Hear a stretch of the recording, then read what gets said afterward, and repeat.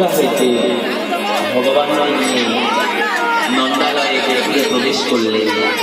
অনেক পরিশ্রম, অনেক কষ্ট করে বসুদেব মহারাজ শেষ ঠিকানায় এসে পৌঁছলেন। এবার মস্তক থেকে ভগবানকে নামিয়ে মা নন্দরানীর কোলে গোপালকে দিয়ে